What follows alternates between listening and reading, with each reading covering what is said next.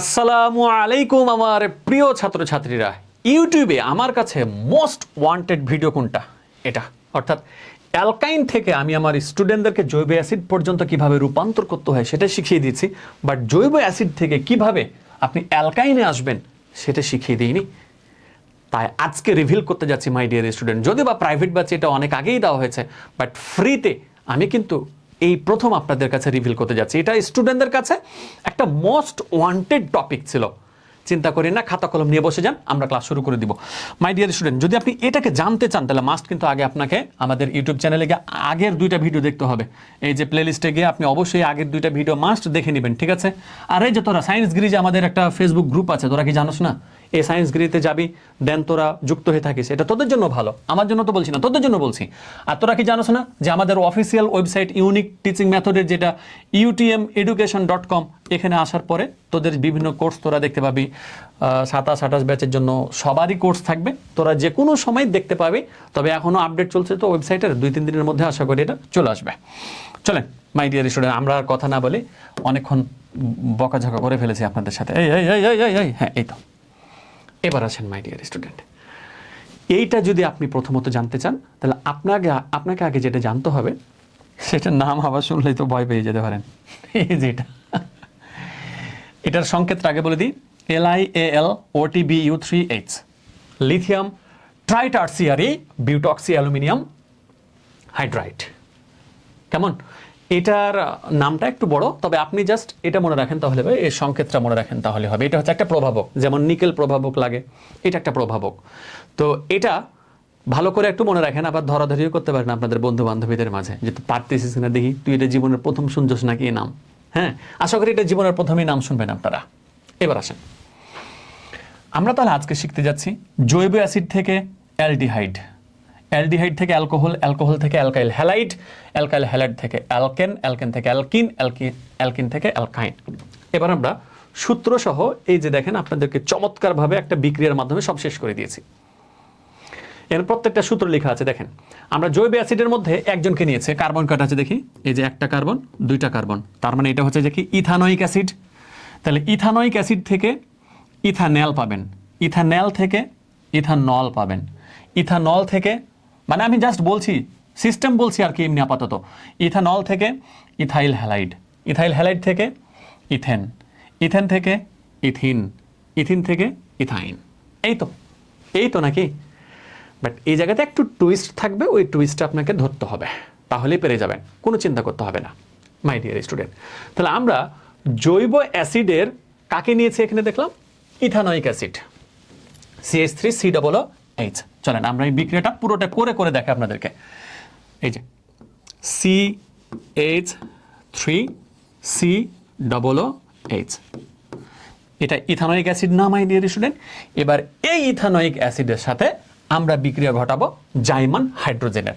আমরা যখন এর আগের বিক্রিয়াটা কমপ্লিট করেছিলাম তখন জাইমান অক্সিজেন দিয়েছিলাম, বাট আমরা এখন এখানে ঘটাবো বিক্রিয়াটা জাইমান হাইড্রোজেনের সাথে। তাহলে এখানে জাইমান হাইড্রোজেন আমরা ব্যবহার করে দিলাম। এবার এখানে যে প্রভাবক আছে, এই প্রভাবক নিয়ে আমরা কথা বলবো না, তখন প্রভাবকটা আপনারা এখানে দেখতেই পাচ্ছেন। কেমন? তাহলে ইথানোয়িক অ্যাসিডকে জাইমান হাইড্রোজেনের উপস্থিতিতে আমাদের এই বাবুটার প্রভাবকের সাহায্যে ইথানল আপনি পাবেন। কি পাবেন? ইথানল পাবেন। তাহলে আপনি লিখে ফেলেন যে ইথানল মানে কি, CH3CHO, এই যে CH3CHO। ঘটনাটা কি ঘটেছে এখানে? ঘটনাটা ঘটেছে এই সূত্র অনুযায়ী চিন্তা করে নেন তাহলে হবে। এই যে এটা ছিল আমাদের কি ইথানোয়িক অ্যাসিড, ইথানোয়িক অ্যাসিড, তাহলে এটা হবে ইথানল। তাহলে ইথানল মানে কি, যেখানে কার্বনের মান 1 ব্যবহার করতে হবে, কিন্তু কার্বনের মান 1 ব্যবহার করতে হবে, মনে আছে আশা করি আগের ক্লাসটা। কার্বনের মান যদি 1 ব্যবহার করেন তাহলে CH3CHO হয়, এই যে দেখেন CH3CHO। তার মানে জৈব অ্যাসিড থেকে যদি আমরা অ্যালডিহাইড পেতে চাই, জৈব অ্যাসিড থেকে যদি অ্যালডিহাইড পেতে চাই, তাহলে আমাদের ঘটনা মনে রাখতে হবে কি, জাস্ট জাইমান হাইড্রোজেনের সাথে বিক্রিয়া ঘটাবো, আর আমাদের এই বাবুটা হচ্ছে যে কি প্রভাবক। এই বাবুটার নাম একটু আগে এই কারণে জানিয়ে দিয়েছি, যাতে করে আপনারা এখানে এসে ভয় না পান, এখানে এসে ভয় না পান। তাহলে আমরা এখান থেকে প্রথম শিখে ফেলাম, জৈব অ্যাসিড থেকে অ্যালডিহাইড পাওয়ার জন্য আমাকে শুধুমাত্র কি করতে হবে, জাইমান হাইড্রোজেনের উপস্থিতিতে একটা বাবুকে রাখতে হবে। বাবুর নামটা একটু আগে দিয়েছি আমি, অনেক বড় নাম বলার দরকার নেই। তাহলে জৈব অ্যাসিড থেকে অ্যালডিহাইড আমরা পেয়ে গেলাম। এবার অ্যালডিহাইড থেকে অ্যালকোহল যদি আমরা পেতে চাই, অ্যালডিহাইড থেকে অ্যালকোহল, অর্থাৎ এই যে এ বাবুটা থেকে, তাহলে অ্যালডিহাইড থেকে আমরা অ্যালকোহল পাবো। চলেন আমরা এই যে অ্যালডিহাইডকে বসাই CH3CHO, এই যে দেখেন CH3CHO অর্থাৎ ইথানল। এখন এই ইথানলকে যদি আপনি চান এই যে লিথিয়াম অ্যালুমিনিয়াম হাইড্রাইড দিয়েও আপনি মানে প্রভাবক রাখতে পারেন, অথবা উপরের সবগুলো দিয়ে প্রভাবক রাখতে পারেন। বাট আপনাদের মানে একটা দিলেই হবে। ওই যে আমি এখানে জাস্ট কয়েকটা দিয়ে বুঝিয়ে দিচ্ছি, অর্থাৎ আপনি এগুলো রাখতে পারেন। বাট আমার কথা হলো যে আপনি নিচের যে প্রভাবকটা আছে সেই একটা প্রভাবক দিবেন, তাহলেই হবে। অথবা উপরের প্রভাবকগুলো চাইলে উপরগুলো দিতে পারেন, বাট যে কোনো একটা দিবেন। কিন্তু আপনি নিচেরটুকু আর নাহলে উপরেরটুকু আপনি এটা দেন, না হলে এটা দেন। তাহলে আমি এটা দিব, কারণ পাঠ্য বইয়ে এটাই বেশি প্রাধান্য দিয়েছে, লিথিয়াম অ্যালুমিনিয়াম হাইড্রাইড। তাহলে এখানে আমাদের এই যে লিথিয়াম, আমি এটা দেবো নাকি আবার? না, দরকার নাই। ব্যাস। তাহলে আমরা ইথানলকে আমাদের যদি এই প্রভাবকের উপস্থিতিতে রাসায়নিক বিক্রিয়া ঘটায়, তাহলে সে আমাদেরকে কি দিয়ে দিবে? অ্যালকোহল দিয়ে দিবে। সে আমাদেরকে অ্যালকোহল দিবে। অর্থাৎ আমাদের অ্যালকোহল মানে কি? অ্যালকোহল মানে কি আবার কি? এখানে এন এর মান কত বসবে? এখানে 2 বসবে। এটা এবং এটার ক্ষেত্রে যদি দ্বিতীয় সন্তান পেতে চায়, এন এর মান 1 বসে। তৃতীয় সন্তান পেতে চাই, এন এর মান 2 বসে। চতুর্থ সন্তান পেতে চাই, এন এর মান 3 বসে। বাট এইখান থেকে এতটুকু পর্যন্ত কি ছিল? আগের মতন হিসাব। অর্থাৎ এখানে আমরা কয় নাম্বার সন্তান? এটা আমাদের এই যে এটা হচ্ছে কি? Ethanoic acid. তাহলে ইথানোয়িক অ্যাসিড থেকে আমি কি পাবো? ইথানল পাবো। ইথানল মানে কি? তাহলে এখানে অবশ্যই এন এর মান কত হবে? 2 হবে। অর্থাৎ C2H3OH। তাহলে যে C2H3OH অ্যালকোহল পেয়ে গেছেন আপনি। দেখেন অ্যালকোহল পেয়ে গেলেন আপনি। এখন এখানে কিছু কাজ আছে, ওই কারণে আমি আগে একটু সিলেক্ট করে নিই। এই জায়গা থেকে সিলেক্ট করে নিই একটু। হ্যাঁ, ঠিক আছে, আমি একটু নিচে নামাই এদেরকে। তাহলে আমি এই অংশটুকু আবার একটু ক্লিয়ার করে দিতে চাই আমার ছাত্রছাত্রীদের কাছে, যে দেখেন আপনি জৈব অ্যাসিড থেকে অ্যালডিহাইড যদি পেতে চান, তাহলে জাইমান হাইড্রোজেনের সাথে আমাদের এই প্রভাবকটা বিক্রিয়া করে আপনি কি পেয়ে যাবেন? অ্যালডিহাইড পেয়ে যাবেন। বাট অ্যালডিহাইড থেকে যখন আপনি অ্যালকোহলে যাবেন, তখন অবশ্যই নিচের একটা হয় প্রভাবক আর নাহলে উপরেরগুলো প্রভাবক ব্যবহার করবেন, দেন আপনি অ্যালকোহল পেয়ে যাবেন। এই দুইটা পর্যন্ত আমরা কনফার্ম। তার মানে দেখেন মাই ডিয়ার স্টুডেন্ট, আমরা জৈব অ্যাসিড থেকে অ্যালডিহাইডও পেয়ে গেছি, আবার অ্যালডিহাইড থেকে অ্যালকোহলও পেয়ে গেছি। বাট অ্যালকোহল থেকে সরাসরি অ্যালডিহাইডে আপনি যেতে পারবেন না। এই অ্যালকোহল থেকে আমরা পাবো প্রথমত কি জানেন? অ্যালকিন। এই যে অ্যালকোহল থেকে আমরা প্রথমত পাবো কি? অ্যালকিন। তখন অ্যালকিনকে আপনি অ্যালকেন বানাতে পারেন, আবার অ্যালকেনকে আপনি কি বানাতে পারেন? অ্যালকাইল হ্যালাইডও বানাতে পারেন। এর আগের ক্লাসে আপনি দেখে আসছেন। তাহলে আমরা এখানে টুইস্ট এটাই শুধুমাত্র যে জৈব অ্যাসিড থেকে অ্যালডিহাইড আমি পেয়েছি, অ্যালডিহাইড থেকে অ্যালকোহলও পেয়েছি, বাট অ্যালকোহল থেকে সরাসরি অ্যালকাইল হ্যালাইড পাবো না। তো অ্যালকোহলকে প্রথমত আগে আমাকে বানাতে হবে কি? অ্যালকিন। অ্যালকোহলকে প্রথমে বানাতে হবে আমাকে অ্যালকিন। তাহলে অ্যালকোহলকে আমরা ডেকে নিয়ে আসবো যে C2H3OH। এই যে দেখেন C2H3OH। তাহলে এই অ্যালকোহলকে আমরা কি করব? সালফিউরিক অ্যাসিড, এই যে H2SO4, 170 ডিগ্রি সেলসিয়াস তাপমাত্রা মাস্ট। সালফিউরিক অ্যাসিড প্রভাবকের উপস্থিতিতে 170 ডিগ্রি সেলসিয়াস তাপমাত্রায় অ্যালকোহলকে যদি উত্তপ্ত করা হয়, তাহলে সে অ্যালকিন দিতে বাধ্য হয়। অর্থাৎ C2H4, অর্থাৎ পাবো আমরা C2H4। এবার আপনি দেখেন তো মাই ডিয়ার স্টুডেন্ট, অ্যালকিন থেকে অ্যালকেন থেকে অ্যালকাইল হ্যালাইড, এটা আপনি শিখে আসছেন না আগের ক্লাসটা থেকে? তারপর আমি করে দেবো, এটা নিয়ে টেনশন করেন না, এটা নিয়ে টেনশন করেন না। চলেন এরপরেটা আমরা করে দিই।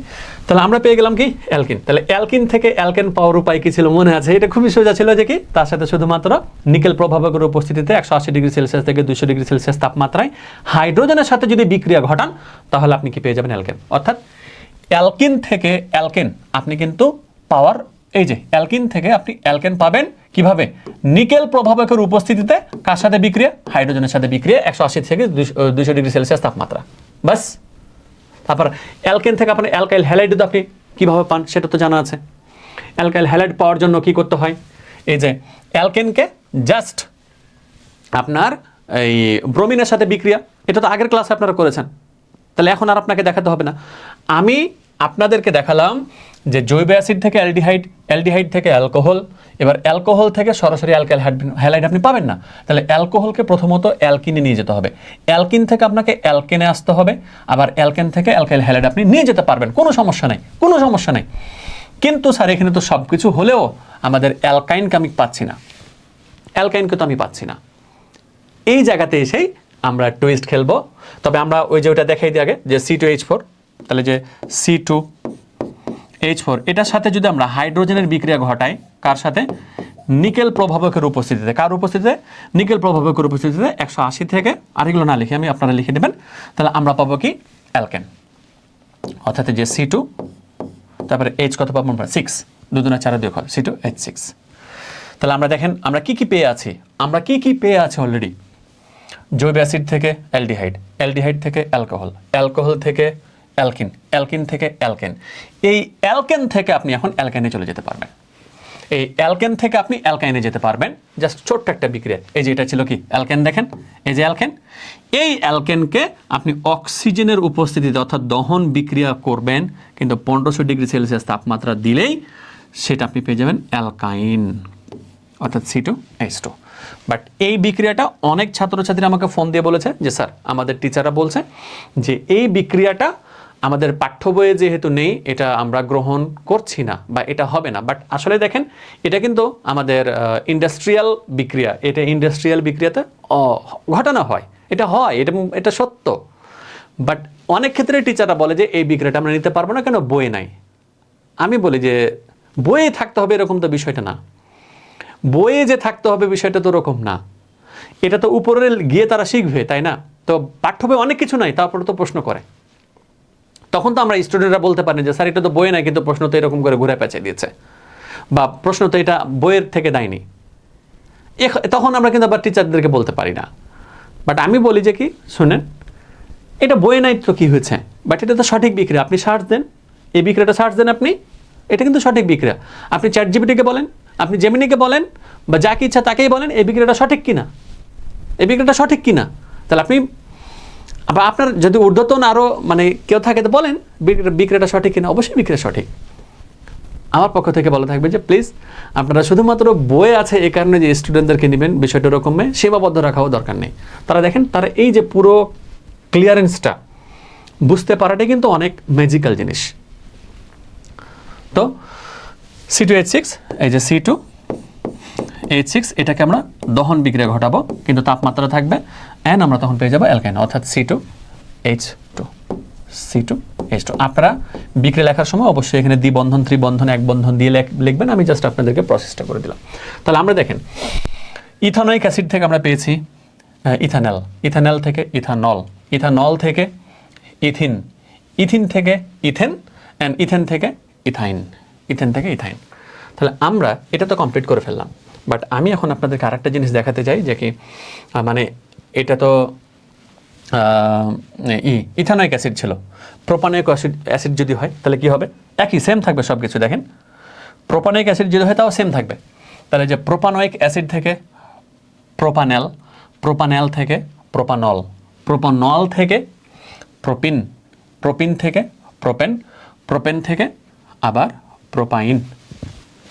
বিক্রিয়া সব কিছু সেম থাকবে, মানে সব কিছু সেম থাকবে। আমি আপনাদেরকে তাহলে এটা দেখাই একটু নাকি, তাহলে আপনাদের একটু মানে ইয়াটা বাড়বে। তো আমি এটা রেখেই দিই, আমি এটা কপি করে নিই, তাহলে আমার জন্য বেশি ভালো হবে, আপনাদের জন্য এটা আর কাটাকাটি হলো না। ব্যাস, এরপরের পৃষ্ঠাতেই আমি আসি, বাস এটাই আমার জন্য ভালো হবে। দেখেন, বুঝতে পারবেন আপনারা, চিন্তা করেন না। এই যে দেখেন, আমরা এখন ধরেন যে কি methanoic acid, methanoic, ethanoic, propanoic, methanoic, ethanoic, propanoic acid নেব। মানে এখানে প্রোপানোয়িক অ্যাসিড যদি নিতে চাই তাহলে অবশ্যই কার্বনের মান কত হবে? এখানে মোটে 3টা আসতে হবে। তো এটা সূত্রটা ছিল এটা, এই যে C3, দুঃখিত, CN H2N প্লাস হচ্ছে 1 COOH, এটা ছিল সূত্র, তাই তো?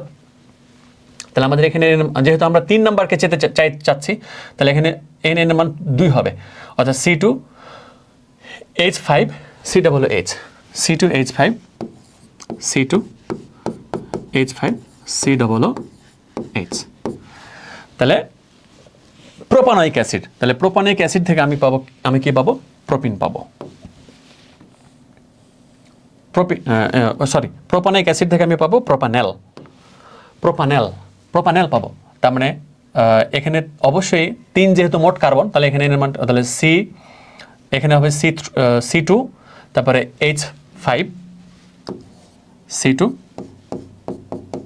H5 CHO, তাহলে C2H5CHO। তাহলে আমি এই যে দেখেন, অর্থাৎ আমি প্রোপানোয়িক অ্যাসিড থেকে প্রোপানল পেলাম, প্রোপানল থেকে আমি এখন কি পাবো, প্রোপানল পাবো।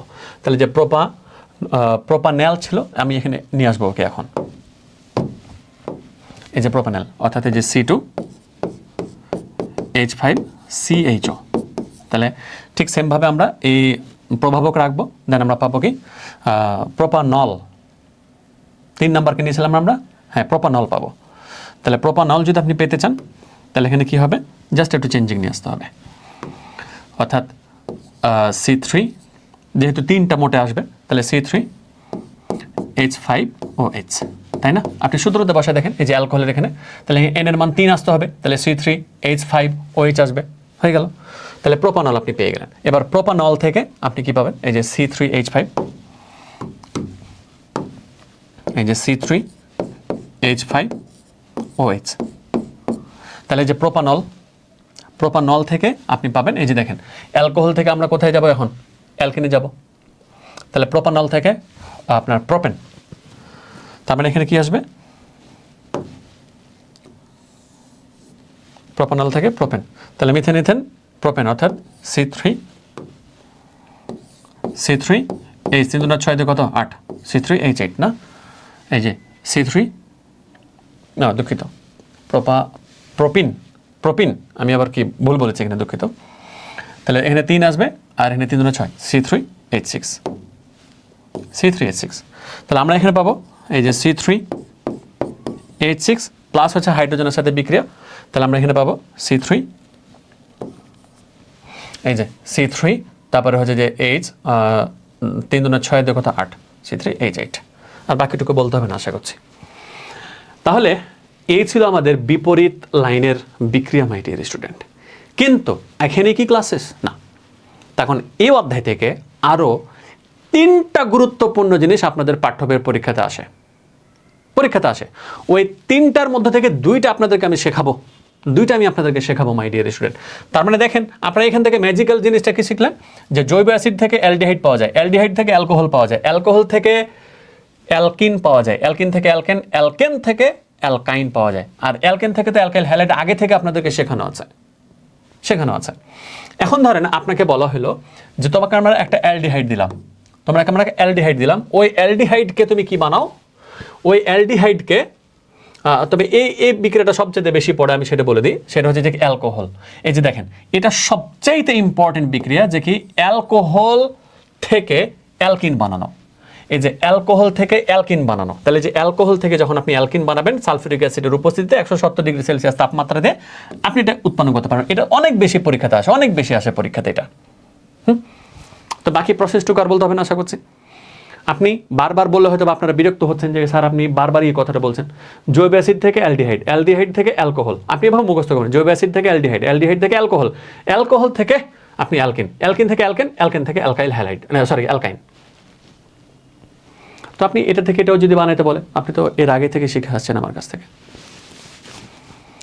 এখন আমরা চলে যাব সেই 2টা টপিকে, যে 2টা টপিকের উপর ভিত্তি করে অনেক বেশি প্রশ্ন হয়ে থাকে মাই ডিয়ার স্টুডেন্ট।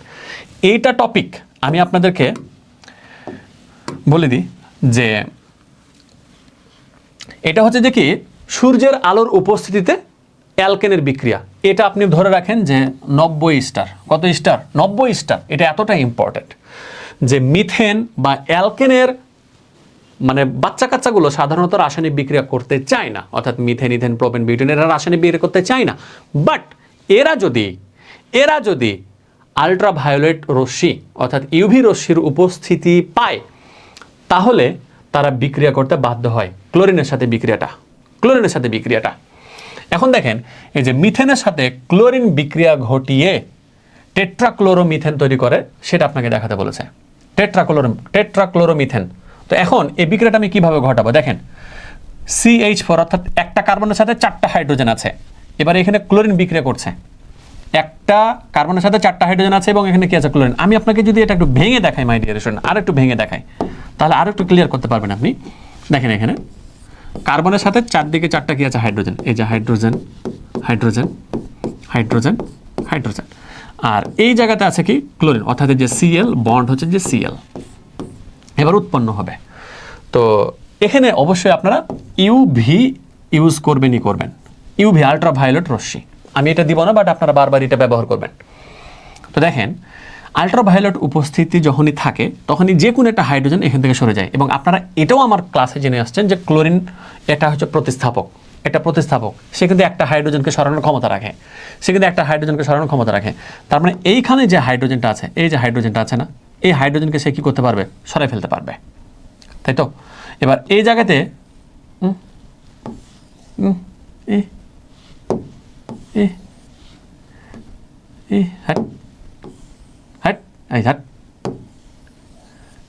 তো হাত সহ নিয়ে আসবো, তো ওই কারণে নিয়ে আসলাম। এই যে যেমন দেখেন এখানে হচ্ছে ক্লোরিন যুক্ত হলো, আবার এই জায়গাতে যে হাইড্রোজেন ছিল এখানে হাইড্রোজেন যুক্ত হবে। বিষয়টা হচ্ছে ঠিক ওই রকম। অর্থাৎ এইখানে তো দেখাই দিলাম এভাবে, বাট এটা দেখেন আমি আপনাদেরকে ভিজুয়ালাইজ করার জন্য এভাবে করলাম আর কি।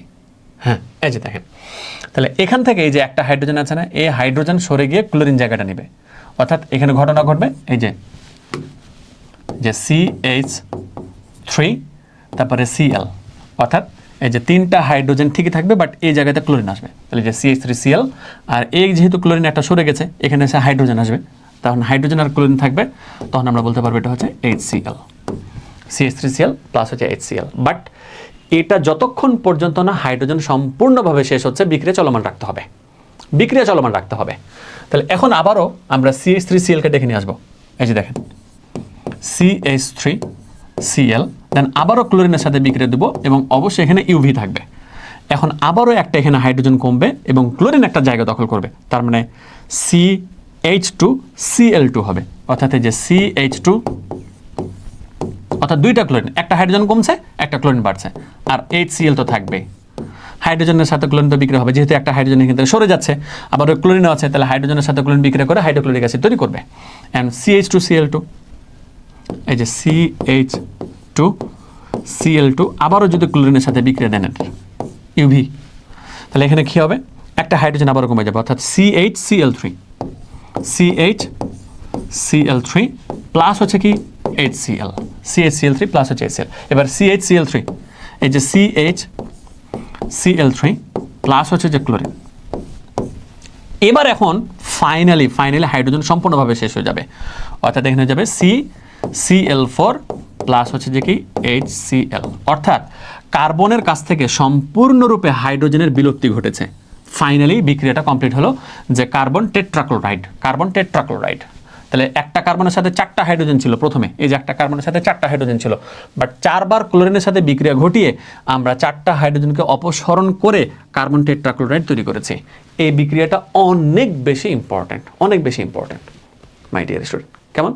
তাহলে অ্যালকেন সাধারণত রাসায়নিক বিক্রিয়ায় অংশগ্রহণ করতে চায় না, বাট সে যদি আল্ট্রাভায়োলেটের উপস্থিতি লক্ষ্য করতে পারে তাহলে সে রাসায়নিক বিক্রিয়া করতে বাধ্য হয়। এবার এখন মিথেন আছে, তাহলে ইথেনও তো বিক্রিয়া করতে পারতো। আপনাদের মাথাতে এই প্রশ্ন আসতে পারে যে স্যার এখানে তো ইথেনও বিক্রিয়া করতে পারতো, তাই না? হ্যাঁ, অবশ্যই ইথেনও বিক্রিয়া করতে পারে। এখানে দেখেন, এখানে ইথেনও বিক্রিয়া করতে পারে। অর্থাৎ আমি আপনাদেরকে দেখাই যে ইথেন মানে কি, তাহলে যে C2, তাহলে H কত আসবে, 2 2 4 2 কত 6, তাহলে C2H6। তাহলে এটার সাথে যদি আপনি ক্লোরিনের বিক্রিয়া ঘটাতে চান তাহলে কয়বার ঘটাতে হবে? 6 বার। কেন? হাইড্রোজেন 6টা আছে, তাহলে এরকম করে বিক্রিয়া হতেই থাকবে। 6 বারে 6টা হাইড্রোজেন সরে গিয়ে আপনার উৎপন্ন হবে, অর্থাৎ তখন ফাইনালি গিয়ে কি উৎপন্ন হবে? C2 তারপরে Cl6, অর্থাৎ কার্বন হেক্সাক্লোরাইড। এটা হচ্ছে কার্বন টেট্রাক্লোরাইড, তখন কার্বন হেক্সাক্লোরাইড। অর্থাৎ কার্বন ঠিকই থাকবে, হাইড্রোজেনের জায়গাতে কে বসে যাবে? ক্লোরিন চলে আসবে। এটা হচ্ছে অ্যালকেনের রাসায়নিক বিক্রিয়া। অ্যালকেন সাধারণত রাসায়নিক বিক্রিয়া করতে চায় না, বাট এই বিক্রিয়াটা অনেক বেশি পরীক্ষাতে এসেছে মাই ডিয়ার স্টুডেন্ট, তাই আপনাদেরকে আমি বারবারই দিয়ে দিলাম। আচ্ছা, এরপরে যে বিক্রিয়া সেটা হচ্ছে ডিকার্বক্সিলেশন বিক্রিয়া। ডিকার্বক্সিলেশন বিক্রিয়া যদি আপনি জানতে চান তাহলে আপনাকে প্রথমত যে জিনিসটা জানতে হবে সেটা হচ্ছে যে সোডা লাইম জিনিসটা আসলে কি। সোডিয়াম হাইড্রোক্সাইড এবং ক্যালসিয়াম অক্সাইডের মিশ্রণকে একসাথে বলা হয় সোডা লাইম। সোডিয়াম হাইড্রোক্সাইড এবং ক্যালসিয়াম অক্সাইডের মিশ্রণকে একসাথে বলা হয় সোডা লাইম। এরপরে 2 নম্বর যে জিনিসটা আপনাকে জানতে হবে সেটা হচ্ছে জৈব অ্যাসিডের সোডিয়াম লবণ কি। জৈব অ্যাসিড মানে কি, ওই যে এটা ছিল, এই যে CnH2n প্লাস হচ্ছে 1 COOH, এটা হচ্ছে জৈব অ্যাসিড। তো জৈব অ্যাসিডের ভেতরে এই হাইড্রোজেন সরে গিয়ে এখানে সোডিয়াম বসবে, তখনই আমরা সেটাকে বলছি জৈব অ্যাসিডের সোডিয়াম লবণ। হাইড্রোজেন বাদ দিয়ে সোডিয়াম, খেয়াল করে দেখেন এখানে, খেয়াল করে দেখেন যে CH3COOH না থেকে কি আছে, সোডিয়াম আছে। তাহলে এটুগুলো জৈব অ্যাসিড আর এটুগুলো সোডিয়াম, তাহলে এই পুরোটাকে আমরা বলি জৈব অ্যাসিডের সোডিয়াম লবণ। জৈব অ্যাসিডের সোডিয়াম লবণ, জৈব অ্যাসিডের সোডিয়াম লবণ। তাহলে ডিকার্বক্সিলেশনে এর অর্থটা আসলে কি? ডিকার্বক্সিলেশন মানে হচ্ছে যে কি, কার্বন সংখ্যা হ্রাস। কার্বন সংখ্যা হ্রাস। বিক্রিয়কে ধরেন যে 2টা কার্বন আছে, উৎপাদে 1টা কার্বন হয়ে যাবে। বিক্রিয়কে 3টা কার্বন আছে, উৎপাদে 2টা হয়ে যাবে। বিক্রিয়কে 4টা আছে, উৎপাদে 3টা হয়ে যাবে। তাহলে কার্বন সংখ্যা হ্রাস পাওয়া, কার্বন সংখ্যা হ্রাস পাওয়া। তাহলে আমরা ডিকার্বক্সিলেশন বিক্রিয়া জানার জন্য প্রথমত কি জানলাম, সোডা লাইম জিনিসটা আসলে কি, সোডিয়াম হাইড্রোক্সাইড এবং ক্যালসিয়াম অক্সাইডের মিশ্রণকে বলা হয় একসাথে কি, সোডা লাইম। আর জৈব অ্যাসিডের সোডিয়াম লবণ কি, জৈব অ্যাসিডের ভেতর থেকে হাইড্রোজেনকে অপসারিত করে যদি আমাদের কখনো সোডিয়াম থাকে তখন আমরা তাকে বলি জৈব অ্যাসিডের সোডিয়াম লবণ। এখানে যদি পটাশিয়াম থাকে, জৈব অ্যাসিডের পটাশিয়াম লবণ। বিষয়টা হচ্ছে এরকম, সোডিয়াম লবণ, পটাশিয়াম লবণ, রুবিডিয়াম লবণ। তো সোডিয়াম লবণ অধিক পরিচিত, ওগুলো যদি করতে যায় আবারও করা যায়, সমস্যা হয় না, যেমন পটাশিয়াম লবণ করা যায়, নো প্রবলেম। তাহলে জৈব অ্যাসিডের সোডিয়াম লবণ। এখন আপনি জানতে পারবেন করে হ্যাঁ, এই যে জৈব অ্যাসিডের সোডিয়াম লবণের কাছ থেকে আমরা এখন ডিকার্বক্সিলেশন বিক্রিয়া শিখতে পারবো। যেমন দেখেন এই যে CH3COONA। যদি কখন আপনি সোডিয়াম নেন, তাহলে অবশ্যই সোডিয়াম হাইড্রোক্সাইড আপনাকে নিতেই হবে, সোডিয়াম হাইড্রোক্সাইড। যদি আপনি এখানে পটাশিয়াম নেন, পটাশিয়াম হাইড্রোক্সাইড। যদি আপনি এখানে রুবিডিয়াম নেন, রুবিডিয়াম হাইড্রোক্সাইড। মোট কথা সোডিয়াম লবণ নিয়েছেন, সোডিয়াম হাইড্রোক্সাইডের সাথে বিক্রিয়া ঘটাবেন। ডিকার্বক্সিলেশন বিক্রিয়া এখন আপনাকে দেখাচ্ছি। দেখেন জৈব অ্যাসিডের সোডিয়াম লবণের সাথে সোডিয়াম হাইড্রোক্সাইডের বিক্রিয়া। এই জায়গাতে আছে CH3 আর এই জায়গাতে যে হাইড্রোজেন আছে, এই CH3 এবং হাইড্রোজেন বিক্রিয়া করে CH4 উৎপন্ন করে, প্লাস বাকি থাকলো কি দেখেন, বাকি থাকলো এই যে সোডিয়াম COO, অর্থাৎ আমি যদি বলি যে Na2CO3 সোডিয়াম কার্বনেট। দেখুন এই যে সোডিয়াম আছে আর CO মানে কার্বনের সাথে 3টা অক্সিজেন আছে, অর্থাৎ সোডিয়াম কার্বনেট। খেয়াল করে দেখেন বিক্রিয়কে কার্বন সংখ্যা কয়টা আছে, এই যে 1টা আর একটা 2টা আছে, বাট উৎপাদে কার্বন সংখ্যা এখানে 1টা হয়েছে। স্যার এখানেও তো একটা কার্বন আছে, বাট খেয়াল রাখতে হবে এটা জৈব যৌগ, এটা অজৈব যৌগ। কেন? এই যে কার্বন আর হাইড্রোজেন আছে এখানে, তবে এই যে জৈব অ্যাসিডের সোডিয়াম লবণ বলেছে, তার মানে এটা হচ্ছে এখানে জৈব যৌগ, এটা হচ্ছে অজৈব যৌগ। তাহলে এখন জৈব যৌগের ভেতরে কার্বন সংখ্যা আছে 2টা, বাট ওই জায়গাতে জৈব যৌগের মধ্যে কার্বন সংখ্যা আছে 1টা। জৈব যৌগের কার্বন সংখ্যা এখানে 1টা হ্রাস পেয়ে গেছে। ডিকার্বক্সিলেশন মানে জৈব যৌগের ভেতর থেকে 2টা কার্বন ছিল, 1টা কার্বন হ্রাস পেয়ে গেছে, ওইটাই ডিকার্বক্সিলেশন বিক্রিয়া। মানে আপনাকে যদি একেবারে বাংলাভাবে বুঝাইতে চাই, বাট অজৈব যৌগের মধ্যে কার্বন চলে গেছে এটা আমার দেখার বিষয় না। যেমন এই যে সোডিয়াম কার্বনেট, এটা একটা অজৈব যৌগ। বাট জৈব যৌগের ভেতর থেকে 1টা কার্বন যখন কমে যাবে তখনই আমরা তাকে বলি ডিকার্বক্সিলেশন বিক্রিয়া। তাহলে একটু খেয়াল করে দেখেন CH3COONA, তাহলে এটা হচ্ছে যে কি বিক্রিয়া ঘটালেন সোডিয়াম হাইড্রোক্সাইডের সাথে, আপনি পেয়ে গেলেন মিথেন। তাহলে আপনি যদি এখান থেকে যেমন দেখেন যে সোডিয়াম ইথানয়েড নিয়েছেন, সোডিয়াম প্রোপানয়েড যদি নিতেন, তাহলে এটা পেতেন ইথেন। সোডিয়াম বিউটানয়েড, তাহলে তারপর একটা পেতেন। এটা যত বাড়বে এটাও তত একটা করে বাড়তে থাকবে। এই 2টা শিখালাম, আর আরেকটা আমি আপনাদেরকে শেখাইনি এখনো, তো ওটার জন্য আপনারা দেলোয়ার স্যারের অবশ্যই প্রাইভেট ব্যাচ একটু দেখতে পারেন।